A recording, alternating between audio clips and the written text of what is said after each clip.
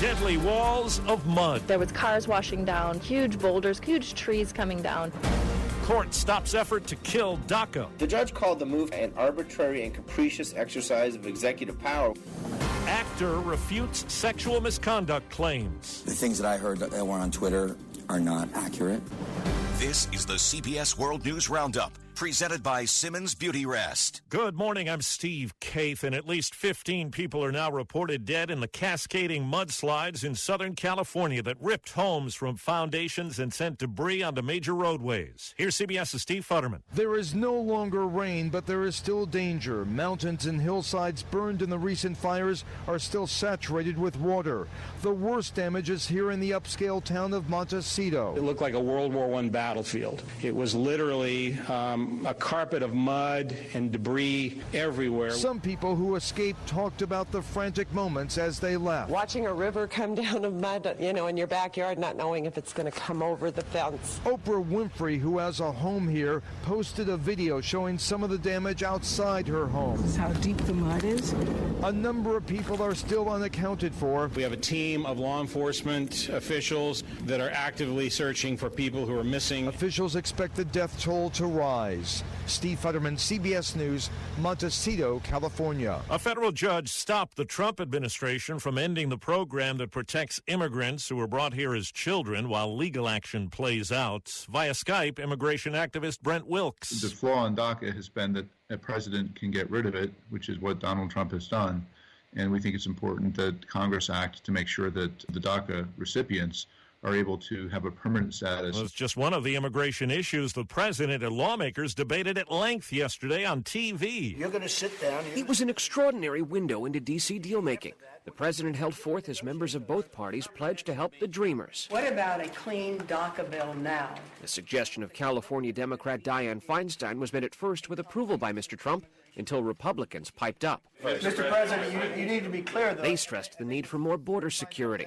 Mr. Trump said there'll be no deal on DACA without it. If you don't have the wall, you cannot have security. Stephen Portnoy, CBS News, the White House. Republicans are blasting a move by Senator Feinstein to release closed-door testimony from the Russia investigation. It's from Glenn Simpson, co-founder of Fusion GPS, the firm that commissioned an explosive dossier on Donald Trump. CBS's Paula Reed. Democrats say the testimony shows the dossier was legitimate and it actually mirrored what the FBI heard from other sources. Now, in Simpson's testimony, he claims he had no reason to doubt the reporting by Christopher Steele, the British intelligence agent who was the author of the dossier. Now, Republicans are calling Feinstein's move confounding, and they suggest it could jeopardize future testimony. Reports say President Trump's lawyer has filed 2 lawsuits against Fusion GPS and BuzzFeed, which first published dossier details. A new book sparked a rift between President Trump and his former aide Steve Bannon. Now Bannon is leaving as chairman of Breitbart. The breakup will also cost him his daily show on satellite radio. Federal judges have said the North Carolina congressional district map drawn by Republicans has to be redone. The court said it tried to entrench GOP control and subordinate non-Republican voters. Today, the U.S. Supreme Court looks into efforts in Ohio to get people off the voting rolls if they've been inactive in recent years. CBS News legal analyst Andrew Cohn. If the Supreme Court allows Ohio to continue to purge voting rolls like this with barely any notice to voters, especially in communities of color, then we're going to see this clearly in other states, and indeed, it's starting to happen already in Georgia. Florida's Republican governor complained, and the Trump administration listened. The waters off the Sunshine State will now be off limits to the drilling expansion in the Atlantic Ocean and Gulf of Mexico. Complaints from environmentalists and others have been dismissed. A magnitude 7.6 earthquake hit off the coast of Honduras late last night, one of the most powerful Caribbean quakes in years. No reports of major damage or injuries. Official information's hard to come by, but experts say it appears a secret satellite aboard a SpaceX rocket apparently failed to separate from the rocket's second stage and plunged into the Indian Ocean. Harvard astronomer Jonathan McDowell. This super expensive secret payload went down in flames over Africa, and that's what we think probably happened. Toyota and Honda are recalling 1 million additional vehicles to replace defective Takata airbag inflators. It's a variety of vehicles from the 09 through 13 model years. Outside New Orleans, a teacher who questioned a superintendent's pay raise at a school board meeting was forcibly removed, handcuffed, and jailed. I am not. You just pushed me to the floor. The teachers' union and a civil rights group are investigating.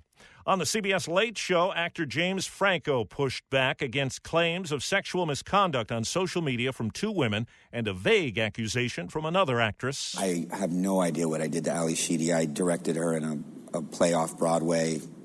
I had nothing but a great time with her, total respect for her. I have no idea why she was upset. She took the tweet down. I don't know. The New York Times canceled a public event with Franco that was scheduled for today. When a top director rushed to cut an actor accused of sexual misconduct out of a film, did he plunge into the gender pay gap? My child is a prisoner. A new report says Michelle Williams was paid just $1,000 for a week of reshoots on the new movie All the Money in the World, while her male counterpart Mark Wahlberg got $1.5 million. Director Ridley Scott originally told USA Today both actors worked for nothing to replace the embattled Kevin Spacey with Christopher Plummer in the role of John Paul Getty. No comment from any of the parties involved. Wahlberg tops Forbes' list of highest paid actors this year with a total salary of $68 million. Deborah Rodriguez, CBS News. Up early today, the new co-host on CBS This Morning. Look who else is here. Welcome to the new school, John Dickerson. John Dickerson, the host of Face the Nation, joining Nora and Gail, wasting no time taking his new job. Well, I'm really happy to be here for the new beginning, so thanks for welcoming me. He'll eventually turn over the reins at Face the Nation to someone else.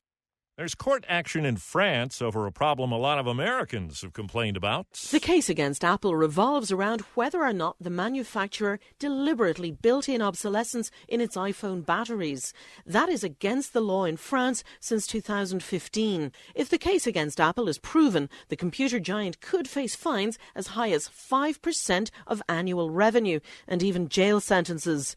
The group behind the suit says it has testimony from almost 3,000 French iPhone owners and is appealing for more. Elaine Cobb, CBS News, Paris. There's a social media outcry in Thailand after the military man who took power there in a coup 4 years ago put a cardboard cutout of himself in front of a microphone and told reporters to direct their questions to it. Prayuth Chan-o-cha's promise to restore democracy in Thailand has been delayed again and again. And that's the World News Roundup. I'm Steve Kathan, CBS News.